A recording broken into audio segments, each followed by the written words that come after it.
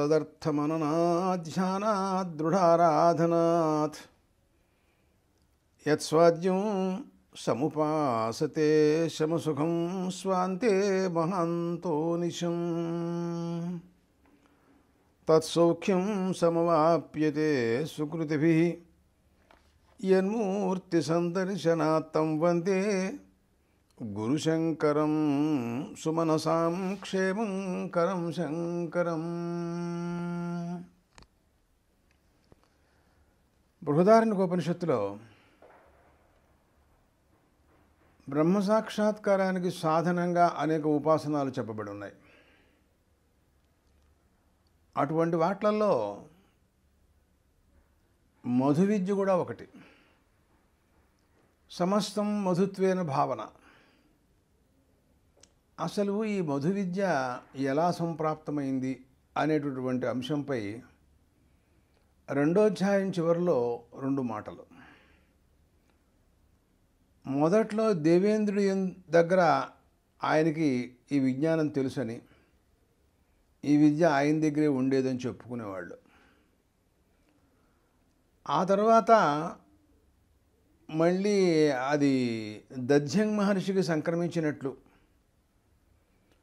అసలు దేవతలకు కూడా ఎవరికి కూడా ఆ విజ్ఞానం పట్ల అవగాహన లేదుట. మరి దేవతలకి ఇవ్వలేదన్నమాట దేవేంద్రుడు. దధ్యంగ్ మహర్షికి ఒకరికే ఇచ్చుంటాడు.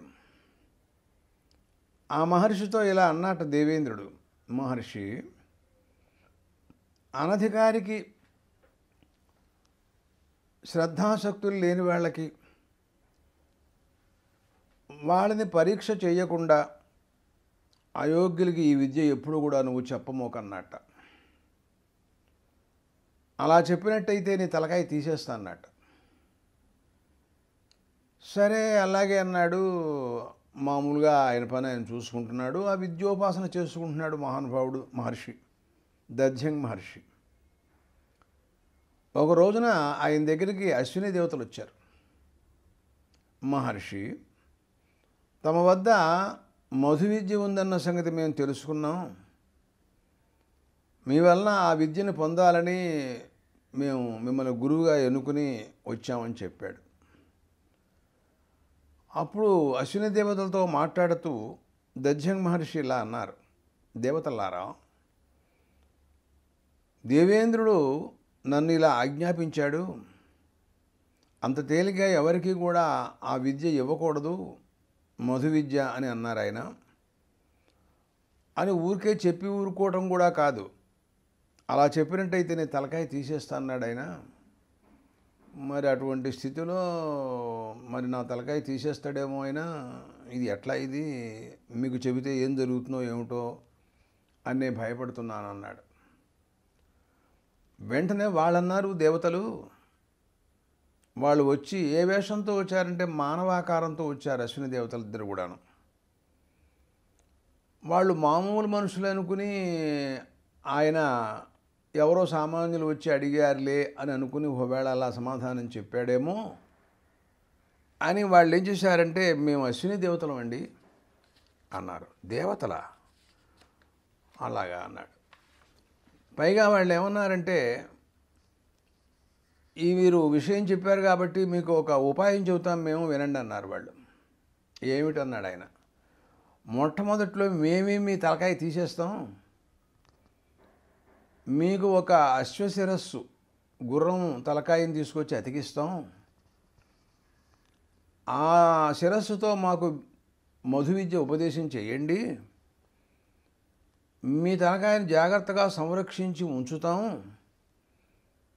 ఈ లోపల ఈ విషయం దేవేంద్రుడికి తెలుస్తుంది, ఆయన వస్తాడు, వచ్చి మీ శిరస్సు తీసేస్తాడు, ఆ శిరస్సు గుర్రం శిరస్సు కదా, అది ఎట్లాగో మీకు అక్కర్లేదు కదా, ఆయన పని ఆయన చేసుకుపోతాడు, మీ శిరస్సును మేము రక్షించిన శిరస్సును మళ్ళీ తిరిగి అనుసంధానం చేసేస్తాం, మేము డాక్టర్లం కదా, మీకు యథాప్రకారంగా మామూలుగా మీరు ఉంటారు, ఇది ప్లాన్ అన్నారు వాళ్ళు. అలా అయితే నాకు ఇబ్బంది ఏం లేదు, నేను చెప్తానన్నాడు. ఆ రకంగా వాళ్ళ శిరస్సు తీసి అశ్వశిరస్సును తగిలించి తద్వారా ఆ విద్యను వాళ్ళు పొందారు అని, ఆ తర్వాత దేవేంద్రుడు రావటం, ఆ శిరస్సును తీసేయటం, వీళ్ళు మామూలుగా యథాప్రకారంగా ఆయన శిరస్సుని ఆయనకి అందించటం, ఇదంతా కూడా ఈ విద్యా ప్రాప్తి, మధు విద్యా ప్రాప్తికి ఇంత చికాకు అనుభవించి, ఇంత కష్టపడి, ఎంతో ప్రయాసపడి వాళ్ళు మధు విద్యను సంపాదించారు అశ్విని దేవతలని ఒక ఉపాఖ్యానం బృహదారణ్యోపనిషత్ 2వ అధ్యాయం చివరిలో ఉంది. బ్రహ్మ విజ్ఞానం అంత తేలికైంది కాదు, ఎన్నో ప్రయాసలు పడాలి. అంటే గుర్తొస్తోంది, ఒకప్పుడు దేవేంద్రుడు, దేవతలు, రాక్షసులు అందరూ కూడా ఆలోచించారు, ఊరికే మనం దేవతాత్వాన్ని పొందడమే తప్ప బ్రహ్మ విజ్ఞానం ఏం లేదు మనకి, ఊరికే అనవసరంగా రోజు తగాదాలు, ఎవరికి ఒకళ్ళకి పడదు, ఈ కామక్రోధాదులు గోలగా ఉంది, బ్రహ్మ విజ్ఞానం కనుక పొందినట్లయితే మనకి చికాకులన్నీ పోతాయి, ఎరా ఏమంటారు అని రాక్షసులతో దేవతలు, దేవతలతో రాక్షసులు మాట్లాడుకున్నారు. మంచి విషయమేరా అబ్బాయి, కానీ మనకి ఎవరు చెబుతారు ఈ బ్రహ్మ విజ్ఞానం, మనం ఎవరి దగ్గరికి వెళ్ళాల్సి ఉంటుంది, పోని చెప్పు అన్నారు. ఎవరేముంది, అన్నింటికంటే సృష్టికర్త అయినటువంటి ప్రజాపతి దగ్గరికి వెడతాం అంటే, మరి ఎంతమందిని వెడితే ఆయన ఒప్పుకుంటాడా? క్లాసుకు చోటు ఉంటుంది అక్కడ, ఇది ఏమిటిది అని అనుకున్నారు వాళ్ళు. ఓ పని చేయి, మీ రాక్షసుల్లో ఎవరినైనా ప్రధానమైన వ్యక్తిని ఒకడిని పంపించు, దేవతల్లో ఒక వ్యక్తి, రాక్షసుల్లో ఒక వ్యక్తి వెళ్ళేటట్టు, ఆయన దగ్గర బ్రహ్మ విజ్ఞానం తెలుసుకునేటట్టు, ఆ తర్వాత అందరికీ వాడు ఉపదేశం చేసేటట్టు, ఇలాంటి ప్లాన్ వేసుకున్నారని చాందోగ్యోపనిషత్తులో ఒక కథ ఉంది. వెళ్ళారండి, వాళ్ళల్లో విరోచనుడని వాడిని నిర్ణయించుకున్నారు వాళ్ళు రాక్షసులు. దేవతల్లో గొప్పవాడు దేవేంద్రుడు దాని ఈయన ఇద్దరు కలిసి వెళ్ళారు. ఏమిటి వచ్చారని అడిగాడు ప్రజాపతి. ఏం లేదు, మా పరిస్థితి ఎలా ఉంది, మీ వలన బ్రహ్మ విజ్ఞానాన్ని ఉపదేశం పొందాలని వచ్చాము అన్నారు. అయితే వసబ్రహ్మచర్యం, మీరు కొంతకాలం బ్రహ్మచర్యం చేయండి అన్నాడు. 1000 సంవత్సరాలు అక్కడ ఊరికే ఉండటమే అంతే, ఆయన చెప్పేది ఉండదు, వీడు వినేది ఉండదు. అంత అయిన తర్వాత ఆయన ఉదశరావ బ్రాహ్మణం అని ఒకటి చెప్పారు అని ఉంది. అంటే మూకుళ్ళో నీళ్లు పోసి పట్టరండి, ఆ ముఖం చూసుకోండి, మీ ప్రతిబింబం కనపడుతుంది, అదే బ్రహ్మ, మీరు వెళ్ళండి అన్నాడు ఆయన. బయటకు వచ్చిన తర్వాత విరోచనుడు అన్నాడు, ఒరే ఇంద్ర, ఇదేమిటిరా, ఇదేం బ్రహ్మరా, ఉపనిషత్తులు చాలా గొప్పగా చెబుతూ ఉంటాయి కదా, మరి మళ్ళీ తిరిగి వెళ్ళి కనుక్కుందాం అని వాళ్ళిద్దరూ అనుకున్నారు. దేవేంద్రుడు అన్నాడు, నేను వెళ్ళి తెలుసుకోవాలని అనుకుంటున్నాను, నీ ఉద్దేశం ఏమిటన్నాడు. ఏమో నేను రాను ఆయన దగ్గరికి, ఆయన చెప్పిందే మా వాళ్ళందరికీ నేను ఉపదేశం చేస్తాను, నీకేమైనా డౌట్ ఉంటే నువ్వు వెళ్ళు, నాకు తెలియదు అన్నాడు వాడు. ఇట్లా తర్వాత మళ్ళీ ఆయన వసబ్రహ్మచర్యం ఇంకో 1000 సంవత్సరాలు తప్ప అక్కడ ఉండమంటాడు. అసలు ఎప్పటికి చెబుతాడు, ఎప్పటికి జరుగుతుంది ఇది? అట్లా బ్రహ్మ విజ్ఞానాన్ని ఆర్జించడంలో ఉపనిషత్తుల్లో ఉండేటువంటి సంప్రదాయాలు చూసినట్లయితే చాలా గొప్పగాను, ఎంతో కష్టసాధ్యంగాను, శ్రమసాధ్యంగాను కనపడుతున్నాయి, కానీ అంత తేలిగ్గా బ్రహ్మ విజ్ఞానం మాత్రం రాదు. బృహదారణ్యోపనిషత్తు ఒకానొక 3వ అధ్యాయ ప్రారంభంలో ఒక సందర్భాన్ని ప్రవేశపెట్టింది. జనక మహారాజు గారు మిథిలా దేశానికి అధిపతి. ఆయన చాలా గొప్ప యజ్ఞం చేయటం ప్రారంభించారు. కురుపంచాల దేశాలు, ఆ ప్రాంతాల్లో అక్కడి నుంచి చాలామంది బ్రాహ్మణోత్తములందరూ కూడాను, మహాత్ములందరూ కూడా వచ్చారు. మామూలుగా లేదు యజ్ఞం. చాలా గొప్పగా చదువుకున్న వాళ్ళు అందరూ వేదాలు, ఋగ్వేదం, యజుర్వేదాలు, సామవేదాలు, శాస్త్రాలు, షడంగాలు అన్నీ కూడా చదువుకున్నవాళ్ళు. ఆయనకి ఏమనిపించిందంటే, ఇంతమంది బ్రాహ్మణోత్తములు, మహాత్ములందరూ జ్ఞానులు వచ్చారు మన సభకి, మనం ఏదైనా వీళ్ళల్లో ఎవరినైనా బ్రహ్మవేత్తల్ని తెలుసుకుని వాళ్ళ దగ్గర ఈ బ్రహ్మ విజ్ఞానాన్ని గురించి తెలుసుకోవడం మంచిదేమో, ఎంతకాలమైనా ఈ కర్మలు చేస్తూ ఉండటమేనా అని ఒక ఆలోచన తోచింది ఆయనకి. తోచిన తర్వాత ఏమన్నాడంటే, 1000 గోవులు తెప్పించి ఒక్కొక్క గోవుకి 2 కొమ్ములకి కలిపి బాగా బంగారపు తొడుగులు పెట్టి వేట్లను అన్నిటినీ పణంగా పెట్టి చూపించి ఈ సదస్సులో ఉన్నటువంటి బ్రాహ్మణోత్తములందరితోనూ నేను ఒక విషయం అడుగుతున్నాను. ఎవరైనా బ్రహ్మవేత్తలైతే వారు లేచి తమరు బ్రహ్మవేత్తలని నిర్ణయించుకుని ఈ గోవుల్ని వాళ్ళ ఇంటికి వాళ్ళు తోలుకెళ్ళచ్చు అని ఒకానొక ప్రతిజ్ఞ చేశాడు, హెచ్చరిక ఏర్పాటు చేశాడు. కానీ ఎవ్వరూ కూడా ఆ సభలో లేచి బ్రహ్మవేత్తలమని ఎవరూ చెప్పల. కానీ అందరూ ఊరుకుంటే మరి పాపం ఆయన చాలా ఆశ పెట్టుకున్నాడు, బ్రహ్మ విజ్ఞానాన్ని పొందాలి, జ్ఞానులు ఎవరో తెలియటం లేదు నాకు అనుకుని. సరే, ఇది కొంతసేపు అయిన తర్వాత యాజ్ఞవల్క్య మహర్షి ఓ పని చేశారు. ఆయన దగ్గర ఉన్నటువంటి శిష్యుల్లో ఒక సామవేదాధ్యయనం చేసేటటువంటి శిష్యుడిని పిలిచి, అబ్బాయి ఈ గోవులను అన్నిటినీ కూడాను మన ఇంటికి తోలుకెళ్ళరా అని చెప్పాట. ఒక్కొక్క గోవుకి చాలా బంగారం ఉంది, ఒక్కొక్క కొమ్ముకి బంగారం పూర్తిగా తొడిగాడు. చాలా విలువైనటువంటి గోవులు, బంగారం.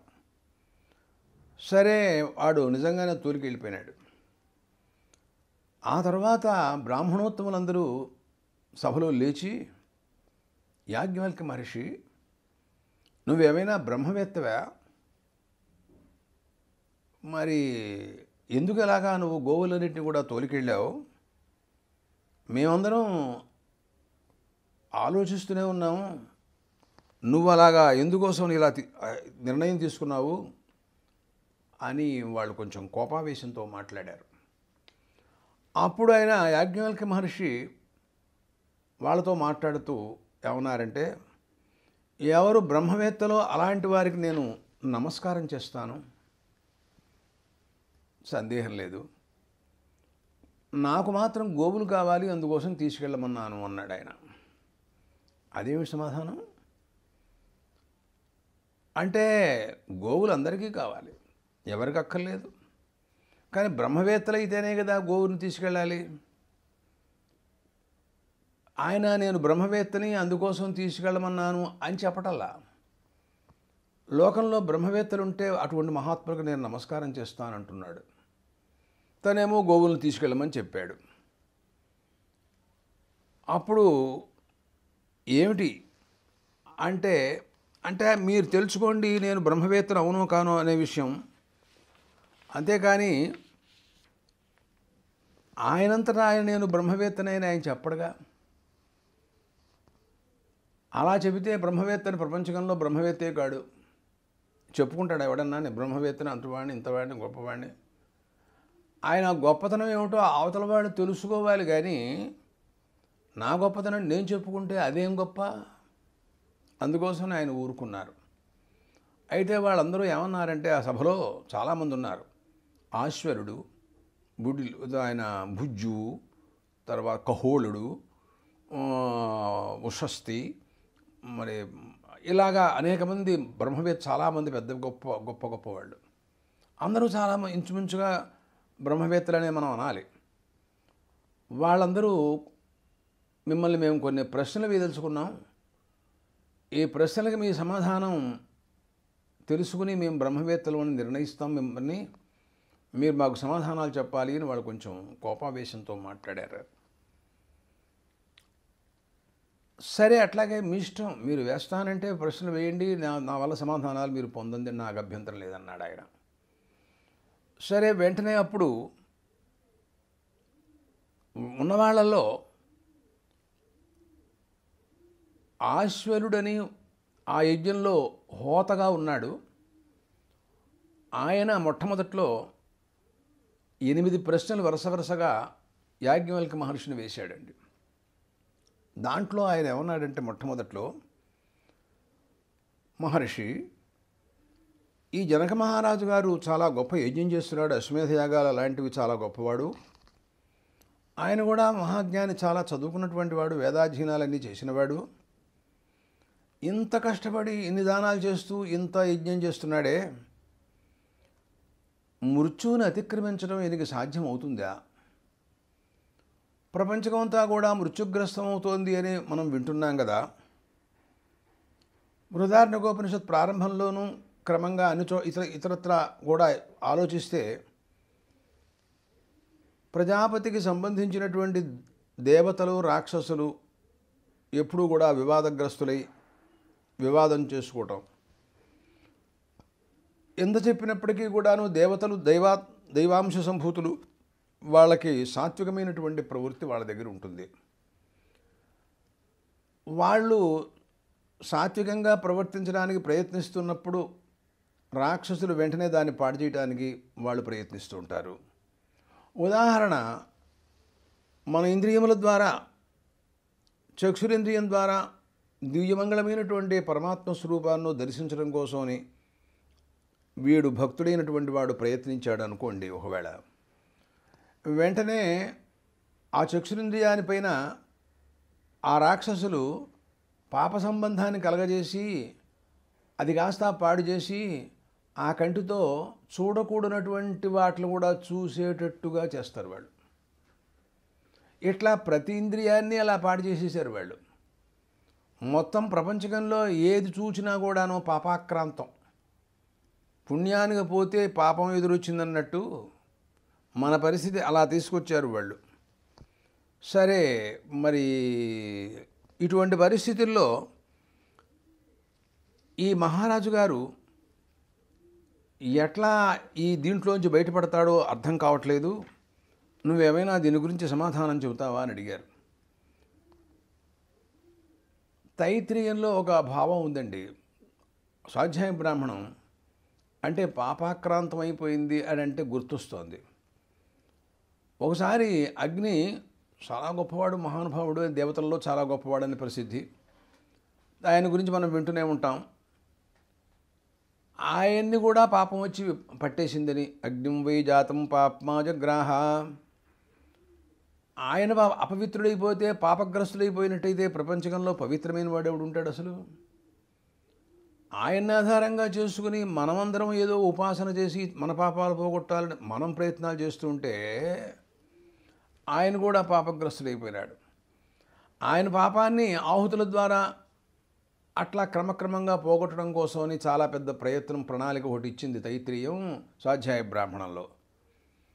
కాబట్టి ఇటువంటి పరిస్థితుల్లో ఈయన అపమృత్యువు నుండి బయటపడి ఎలాగా కోలుకుంటాడు, అసలు ఈయన ఏం చేస్తే బాగుంటుందో నీవు చెప్పమని అడిగాడు. మొదటి ప్రశ్న. దానిపైన మాట్లాడుతూ యాజ్ఞవల్క్య మహర్షి, ఓ ఆశ్వల, హోత ఋత్విక్కులలో యజ్ఞం చేసేటప్పుడు కొంతమంది ఋత్విక్కులు హోత, అధ్వర్యుడు, ఉద్గాత, బ్రహ్మ, ఆగ్నేయుద్రుడు, ఇలా చాలామంది ఋత్విక్కులు ఉంటారు కదా. వాళ్ళల్లో ఏ హోత అనే ఋత్విక్కు ఉంటాడో ఆయన వాగ్రూపం. ఆయన ఆ వాక్కుకి అధిష్టాన దేవతేమో అగ్ని. అటువంటి అగ్నిహోత అని అంటూ శృతి కూడా ఓ హోత యందు అగ్ని దృష్టి పెట్టి ఉపాసన చేయమని చెబుతూ ఉంటుంది. హోత అనగానే ఆ ఋత్విక్ ఏం చేస్తాడు అంటే ఋగ్వేదాన్ని పఠిస్తూ ఉంటాడు యజ్ఞంలో. ఆయన ఆ ఋగ్వేదంలో ఉన్న రుక్కులన్నింటినీ కూడాను పఠించాలి. దేవతల్ని ఆహ్వానం చేయడం కోసం ఇదంతా ప్రయత్నం. వాళ్ళు ఆ ఋగ్వేద మంత్రాలని హోత పఠించగా యజ్ఞంలో వారికి ఇచ్చేటటువంటి ఆవిర్భాగాలను తీసుకోవడం కోసమని యజ్ఞంలోకి దేవతలందరూ కూడా వస్తారు. అలాంటి ముఖ్యమైనటువంటి స్థానం, ముఖ్యమైన ఋత్విక్కు హోత. ఆయనందు అగ్ని దృష్టి పెట్టాలి. అగ్ని కదా అక్కడ ప్రధానమైనటువంటి వాడు. మిగతా దేవతలందరూ కూడా వస్తున్నారు అంటే అగ్ని సర్వా దేవతా అని అంటాం. అగ్ని ఉంటే మిగతా దేవతలు వస్తారు. పైగా ఆ వాక్కు, ఆ యజమానుడికి సంబంధించినటువంటి వాక్ ఏదైతే ఉందో అది హోతగాను. ఆ హోత యందు ఇలాంటి అగ్ని దృష్టి కనుక పెట్టి ఉపాసన చేసినట్లయితే తప్పకుండా ఈయన అపమృత్యువు నుండి బయటపడి కృతార్థుడుతారని చెప్పడంలో సందేహం లేదు అని సమాధానం చెప్పారు. ఆ తర్వాత మళ్ళీ ఇంకో ప్రశ్న వేయటం ప్రారంభించాడు ఆశ్వరుడు అనేటటువంటి ఋత్విక్. యాజ్ఞవల్క్య మహర్షి, కాలం అనేటటువంటిది చాలా గొప్పది. అది 2 రకాలుగా ఉంటుంది. అహోరాత్రములతోనూ లేక శుక్లపక్ష కృష్ణపక్షాలు. ఈ రకంగా అహోరాత్రములు అనేటటువంటి కాలం అదేమో సూర్యుడి ద్వారా, ఆయన ఉదయిస్తే పగలొస్తుంది, అస్తమిస్తే రాత్రి వస్తుంది. అలాగా తిథి పక్షములు ఇవన్నీ కూడాను చంద్రుడి ద్వారా వస్తాయని జ్యోతిష్ శాస్త్రజ్ఞుల యొక్క సిద్ధాంతం. దీని ప్రకారంగా చూసినట్లయితే ఈ 2 కాలములు, ఈ 2 కూడా మామూలు కాలాలు కావు. కాలం అనేటటువంటిది మృత్యుస్వరూపం అని భగవద్గీతలో గీతాచార్యుడు అన్నారు. కాలోస్మి లోకక్షయకృత్ ప్రవృత్త లోకాన్ సమాహర్తుమిహ ప్రవృత్త అన్నారు ఆయన. నేను కాలస్వరూపుణ్ణి, అవసరం వచ్చినప్పుడు ప్రళయం తీసుకురావాల్సి వచ్చినప్పుడు కాలరూపుణ్ణైపోయి వీళ్ళందరినీ కూడా నాలో ఉపసంహరించుకుంటాను అన్నారు పరమాత్మ. అటువంటిది కదా కాలం. మరి ఇప్పుడు ఆ కాలం నుంచి తప్పించుకుని, అది కూడా మృత్యువే కదా, కాలం కూడా మృత్యువే. ఆయన దాని నుండి తప్పించుకుని మనం ఈ యజమానుడు జనక మహారాజు గారు బయటపడే అవకాశాలు ఉంటాయా? దాని గురించి నీ సమాధానం ఏమిటి అని అడిగాడు ఆయన. అంటే ఆయన అన్నారు, ఈ యజ్ఞంలో ఋత్విక్కులలో అధ్వర్యుడని ఒక ఆయన ఒకరు ఉంటాడు. అతను చాలా ముఖ్యుడు. అతను చక్షుస్థానీయుడు. అన్ని ఇంద్రియాలలో కల్లా చక్షుస్సు ముఖ్యం, సర్వేంద్రియాణం నయనం ప్రధానం అంటారు. అలాంటి వాడు. ఆ చక్షుస్సుకి అధిష్టాన దేవత ఆదిత్యుడు. ఆదిత్యుడులో ఉన్నటువంటి భగవత్ స్వరూపము చక్షురేంద్రియంలో ఉన్నటువంటి స్వరూపం ఒకటేనంటూ చాలా చోట్ల మనకి తైత్రీయ ఉపనిషత్తులు, అలాగే మిగిలినటువంటి ఉపనిషత్తులో కూడాను ఈ రకమైనటువంటి భావన ఎప్పుడు కూడా చెబుతూ ఉంటాం మనం. కాబట్టి అటువంటి ఆదిత్యుడుగా ఆయన యందు భావన చేసి కనుక కర్మానుష్ఠాత ఉన్నట్లయితే తప్పకుండా అది అపమృత్యువు నుండి ఆయన బయటపడేందుకు అవకాశాలు ఉంటాయి అని. అంటే ఏమిటి? ఆదిత్య తాదాత్మ్య భావం ఉండాలన్నమాట దానికి అర్థం. అంతేగాని ఏదో సామాన్యమైనటువంటి ఋత్విక్కు ఆ అధ్వర్యుడు అనే భావం లేకుండా పరిపూర్ణమైనటువంటి ఆదిత్యుడు అనేటటువంటి భావం కలిగి ఉన్నట్టయితే ఈ అహోరాత్రాభిమాని దేవత కాలం నుండి ఆయన బయటపడేందుకు అవకాశాలు ఉంటాయి. ఇక్కడ మనం ఒక విషయాన్ని గుర్తించాలి. ఆదిత్యుడు ద్వారా అహోరాత్ర కాలం వస్తోంది కదా, ఆదిత్యుడిని భావిస్తే ఆ కాలం నుండి బయటపడటం ఏంటి? అసలు కాలాన్ని సృష్టించేవాడు ఆయన. అంటే అన్నారు, ఆయన సృష్టిస్తే సృష్టించవచ్చు, కానీ ఆయన మాత్రం కానుక బ్రహ్మవేత్త. బ్రహ్మవేత్తకి కాలాలు ఉండవు, అహోరాత్రాలు ఉండవు. ఆయన ద్వారా ఈ జగత్తు ఏర్పడచ్చు, ఆయనకి ఈ జగత్తుతో సంబంధం లేకపోవచ్చు. అలాంటి వాడు కనుక ఆయన్ని గనక ఈ ఋత్విక్కు యందు ఆ దృష్టి పెట్టి భావన చేసినట్టయితే తప్పకుండా కృతార్థుడై యజమానుడు ఆయన మృత్యువు నుండి బయటపడతాడని చెప్పడంలో సందేహం లేదు అని అన్నారు. పైగా ఇంకొకటి, ఈ జనక మహారాజు ఆయన పెద్ద కర్మానుష్ఠాత. సావిత్రాగ్ని విద్యను కూడా తెలుసుకున్నాడు. సావిత్రాగ్ని ఉపాసన కూడా చేశాడు ఆయన. ఆ సావిత్రాగ్ని ఉపాసన మహిమ వలన ఆయన కాలం కూడా ఆయన స్వాధీనపరుచుకున్నాడండి ఒకసారి. ఎలాగబ్బా? తైత్రీయం మాట్లాడుతూ అంటుంది, జనకోహ వైదేహ అహోరాత్రై సమాజగామ తగుంహోచు యో వా అస్మాన్ వేద విజహత్పాప్మానమేతి సర్వమాజురేతి అభిస్వర్గం లోకం జయతి నాస్యాపుష్మిన్ లోకే క్షీయత ఇది. సావిత్రాగ్ని ఉపాసన చేసి అహోరాత్రాభిమాని దేవతలతో మాట్లాడండి ఆయన. వాళ్ళ దగ్గరికి వెళ్ళాడు. వాళ్ళతో ఆయనకి సంభాషణ, వాళ్ళు ఆయనకి స్వాధీనం అవటం ఆశ్చర్యం. అదేమిటండి, అహోరాత్రాభిమాని దేవతలు మనకు తెలుస్తారా అసలు? వాళ్ళు అదేమిటో తెలియదు. వాళ్ళతో పాటు కలిసిమెలిసి ఆ కర్మఫలాన్ని గురించి వాళ్ళు మాట్లాడటం. జనక మహారాజా, నీ కర్మఫలాన్ని జాగ్రత్తగా రక్షించాం మేము, నువ్వు తర్వాత తీసుకువెళ్ళచ్చు అంటూ ఇలాంటి సందర్భం అంతా కూడా అక్కడ ఉంది. సావిత్రాగ్ని కాటక విద్యా ప్రసంగంలో తైత్రీయంలో కనపడుతోంది. అటువంటి వాడైన సమస్త పాపాల నుండి బయటపడి అపమృత్యువుని కూడా లేకుండా పొందాడు అని దాంట్లో కనపడుతోందండి. కాబట్టి అహోరాత్రాభిమాని దేవతలు ఆయన్ని ఏం చేయలేరు, అలాగా అపమృత్యువును పొందుతాడు అని చెప్పాడు. అయితే బాగానే ఉంది. కాలం రెండు కాలం చెప్పాను. తిథి, పక్ష, మాస, ఋతు అనేటటువంటి విధానంలో చంద్రుడి ద్వారా ఇవన్నీ కూడా ఏర్పడతాయి. ఆ కాలాన్ని అతిక్రమించడం ఈయనకు కుదురుతుందా అని అడిగాడు. అప్పుడు ఆయన ఏమన్నారంటే, యాజ్ఞవల్క్య మహర్షి, ఆశ్వలా, ఏం లేదయ్యా, ఉద్గాత్ అనే ఋత్విక్కుంటాడు, ఆయన సామవేదాన్ని గానం చేస్తూ ఉంటాడు. ఆయన యందు నువ్వు వాయు దృష్టి పెట్టి నువ్వు ఉపాసన చేసినట్లయితే వాయువు ఉద్గాత ఇద్దరు ఒకటే అనే భావన నీకు ఉండాలి. అలా ఉపాసన చేసినటువంటి వాడికి తప్పకుండా ఆ కాలాన్ని నుండి బయటపడేటువంటి అవకాశం వస్తుంది అని అన్నారు. అదేమిటండి, వాయువుకి ఋత్వికుకి సంబంధం ఏంటి అసలు అంటే, అది కాదయ్యా, ఉద్గానం అనేటటువంటిది దేవతల్ని స్తోత్రం చేయటం కోసమని ఒక్కొక్క ఋత్విక్కు ఒక్కొక్క విధానంలో ఉంటాడండి. ఋగ్వేదంతో స్తోత్రాలు చేస్తూ దేవతలను ఆహ్వానిస్తాడు హోత. యజుర్వేద మంత్రాలు చెప్పి హోమాలు చేస్తాడు అధ్వర్యుడు. సామవేద గానం చేస్తూ ఆ దేవతల్ని స్తోత్రం చేస్తాడు ఉద్గాత. ఆ గానం ఎలాంటిదంటే అది ప్రాణసాధ్యం ఉంటారు దాన్ని. అంటే ఎక్కువగా ప్రాణాన్ని ప్రయోగించి ప్రాణశక్తిని ఉపయోగిస్తే కానీ ఆ సామగానం నీకు రాదు. కాబట్టి అటువంటి పైగా ఇంకోటి, దానికి ఉదకం ప్రధానమైనటువంటిది ఆ ప్రాణానికి. అంటే ఉదకం తాగితే ప్రాణం నిలుస్తుంది. ఆపోమయ ప్రాణ అంటుంది ఛాందోగ్యోపనిషత్తు మాట్లాడుతూ, నీళ్లు తాగితే ప్రాణం నిలుస్తుంది అని చెబుతుంది ఒక చోట.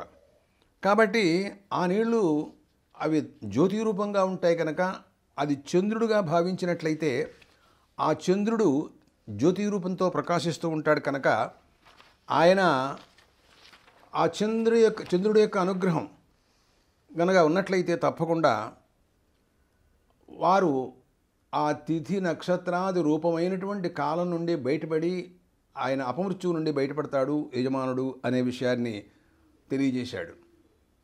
ఆ తర్వాత మాట్లాడుతూ యాజ్ఞవల్క్య మహర్షితో ఆశ్వరుడు అన్నాడు, మహర్షి, అన్నీ బాగానే ఉన్నాయి కానీ బ్రహ్మనే ఋత్విక్కు ఆయన ఎలాగా ఉంటాడు, ఏం చేస్తూ ఉంటాడు అంటే మనస్సు ప్రధానమైనటువంటి వాడు అనే విషయం కూడా చెప్పబోతున్నాడు. మధ్యలో ఈయన అంతరిక్షలోకంలో ఈయన స్వర్గలోకానికి యోగ్యత ఉంటుంది కదా, కర్మానుష్ఠానం చేసిన వాడికి ఆ స్వర్గలోకానికి వెళ్ళే మార్గం ఏమిటో తెలియట్లేదు. మధ్యలో ఆకాశం కనపడుతుంది.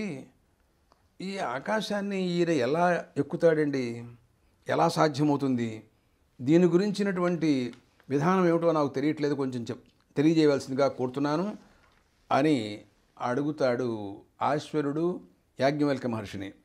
ఆయన ఏమన్నారంటే, ఏం లేదు, పని చేస్తే కుదురుతున్నది. బ్రహ్మనే ఋత్విక్కున్నాడు. ఆ ఋత్విక్కు మనస్సు, చంద్రుడు మనస్సు ప్రధానమైనటువంటి వాడు. ఆ మనస్సుతో అన్నీ కూడా చూస్తూ ఉంటాడు. చంద్రమా మనస్సు చంద్రుల్లోంచి వచ్చినట్టుగా చంద్రమా మనసో జాత చక్షో సూర్యో అజాయత అంటుంది ఉపనిషత్తు. కాబట్టి ఆ మనోబలం చేత ఈయన స్వర్గలోకంలోకి పెడతాడు. దీనికోసం ప్రత్యేకంగా ఏమీ చేయక్కర్లేదు. అలాగా ఎవరైతే ఉపాసన చేస్తారో బ్రహ్మయందు ఆ రకమైనటువంటి చంద్రదృష్టి పెట్టి ఉపాసన ఎవరైతే చేస్తారో అలాంటి వారు తప్పకుండా అపమృత్యువు నుండి బయటపడతారు. కాలం వాళ్ళని ఏం చేయలేదు, కాలాన్ని అలాగా దాటుతారు వాళ్ళు.